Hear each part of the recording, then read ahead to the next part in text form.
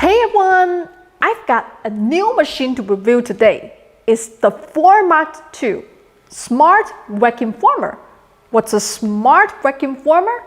Well, there's no point telling you when I can show you. So let me get it unboxed and we'll take a look.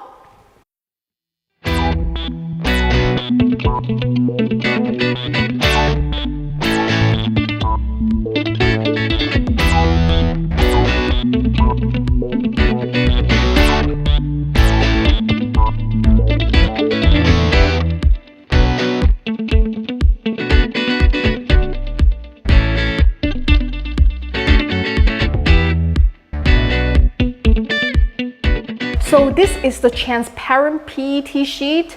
It's 0.8 millimeter thick and it has this little QR code at the corner for the Formart 2 to recognize. Now this is their interface. Select operation mode. I'm just going to select simple mode for now. And it has 4 selections for you. I know the interface looks like touch screen, but actually you have to use the dial. Right now I'm going to select rough mode. Low sheet. So I'm going to place the sheet inside the Formart 2, adjust it. Okay, sheet detected. You can see the material is PET, color transparent, thickness 0.8, temperature 125 Celsius degrees. Set complete preheat now. Okay, let's press the button and wait for it to heat up. The target temperature is 140. Okay, lock sheet and pull frame up. I'm going to turn it towards me. Pull it down. Lock it. And then pull it up. Okay, now it's hitting again. The target temperature is 125 degrees. I'm just going to put the mold at the middle.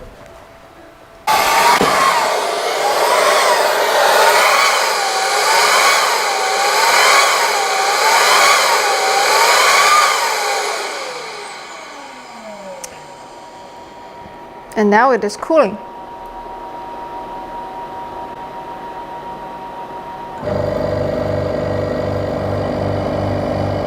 Now it's blowing and you can push button to stop blow. Okay, and then we can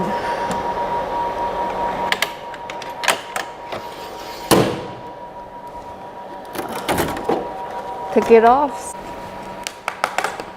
And this is the rough mode. You can use it in packaging or shipping because it is not so tight. I just peel it off and it's not bad. So this is a 3D body scan of my arms. I 3D printed and I've been soaking it in the water. Hopefully it can dissipate some of the heat. What I'm going to do is I'm going to use this Kydex material. There is, as you can see, there is no QR code on here, but that's okay because our Formart 2 is a smart vacuum former and we can change the setting inside it. Let me show you how I do it. For this material, because the thickness has changed, it's a little bit thicker, I'm going to choose fine. Okay, I'm going to low sheet just like I did before. Put the sheet in. So once you put the sheet in, go to material, hit select.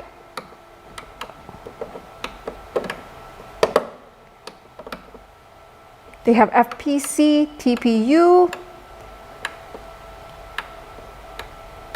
ABS, PP.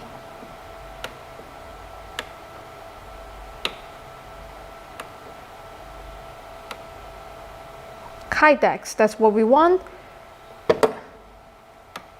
And then we go to color, black, thickness 1.5, okay, and the temperature says 170. Let's try it. Okay, let's set complete. Lock sheet and pull frame up, okay.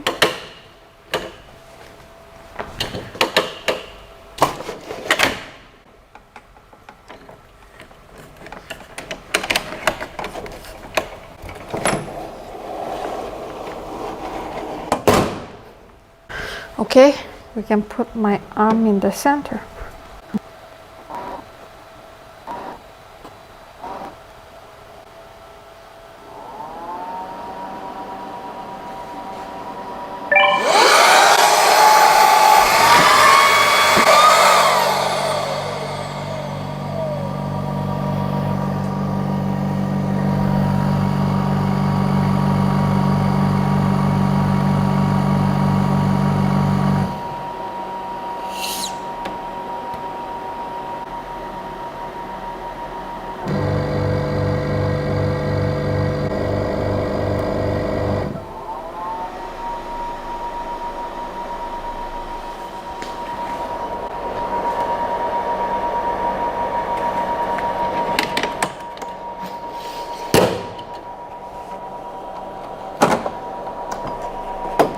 Okay, I've got some ideas for that.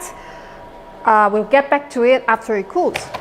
This video is sponsored by Skillshare. Skillshare is an online community where you can take a class and learn how to do pretty much anything. While YouTube is good for entertainment, the constant ads and stalling and teasers on so many channels these days made it a difficult place to learn specific skills. Skillshare is only $10 a month, has classes on thousands of different subjects, and is constantly adding new ones. Now, a lot of you ask me, Naomi, what's the best way to get started learning Chinese? And the answer is, I have no idea. It's my mother tongue. I never really have to learn it. But as most of you know, I learned English here in China. I never studied abroad or lived in an English-speaking country. While lack of immersion is a huge disadvantage, I found that often people who have to learn English themselves as a second language have a lot of insight in how to best to teach it. So as counterintuitive as it sounds, today I'm going to recommend a Skillshare video by Francis Caroline, who is not Chinese but is a fluent Mandarin speaker from the UK. So, if you remember I want, we've already talked about that one. I is 我, and want is 要. 我要. 我要, I want. I've been through the video. It's 2 hours and you have everything you need to make your way around China as a traveler once the travel situation improves and we can easily go places again. Certainly, if you'd like to come get something manufactured here in Shenzhen, this is fine, since the factories have translators for technical details. Skillshare is great for stuff like this. No ads, no fluff, just the information you need. If you'd like to learn a little survival Chinese, or well, pretty much anything else, the first 1,000 of my subscribers to click the link in the description will get a free trial or premium membership so you can explore your creativity. So I'm going to use the Kydex material again. This is the 3D model of my chest. As the manufacturer recommended, I soaked it in the water also, but it can get kind of messy, so I'm not quite sure it was the best idea. But I'm gonna give it a go.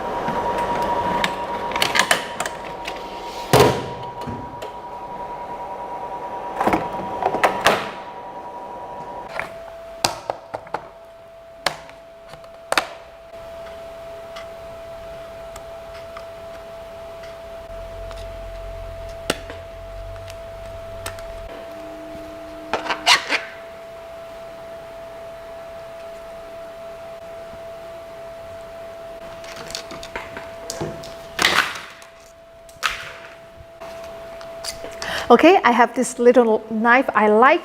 What I want to do is make a sheath for it.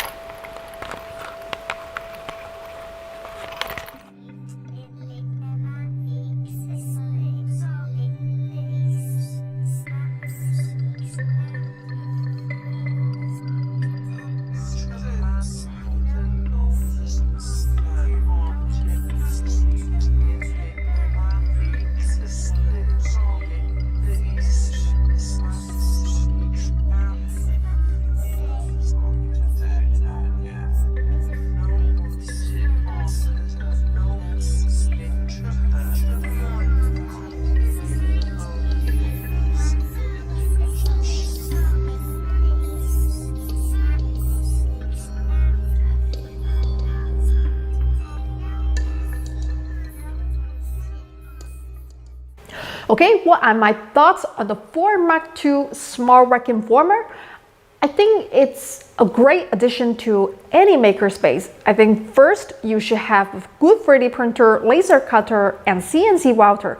But combined with those tools, it opens up a lot of possibilities. Like the Growforge and Laser Box, you're paying extra for the smart functions and ease of use.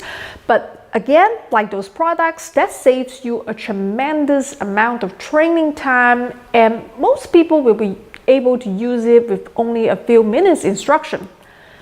The one caveat is I think this is a 12 years old and up product. Laser cutters and 3D printers can be used with adult supervision by children. The risk of a burn from sticking a hand up under the hood is really too high for kids to be using this. But of course, they can watch closely while someone else older uses it. I followed the instructions the Formart engineers gave me and 3D printed molds in PLA with a 1.5mm outer shell and 20% infill. I then soaked the prints in ice water and left them to drain. The water left inside the print made a huge mess during the process and ended up getting in the pump and all over the machine. Hopefully it did not damage it. I got about 2 forms off of each 3D printed model before it started to deform too much. In the future, I'll try PETG, but I'd really like better guidance from Formart on how to make reusable molds because the one of my chest took 3 days to print at such a heavy setting. It just doesn't make sense to do that if I can only vacuum form 2 sheets of Kydex on it before it's unusable. Overall, I think this is a minor problem that can be solved with some experimentation. They suggested sealing the print with epoxy, but trying to do that without blurring the low poly finish would be very time consuming. For now, you're going to want to cast the first mold in resin or plaster and then work off of that if you plan to form a large number of sheets. The Formart 2 is also great for making custom packaging if you have an Etsy or Tindy store and want to make sure your product does not get destroyed in shipping. The build quality and interface is excellent, but given the price tag, it should be. Overall, I'd say this is something for a very well-equipped high-end home shop, say for a professional cosplayer, but more likely for a school, business, or community makerspace. If you're interested in the Formart 2, I'll leave the link in the description box. That's it for today. I'll see you all next time. And remember, if I can do it, anyone can do it.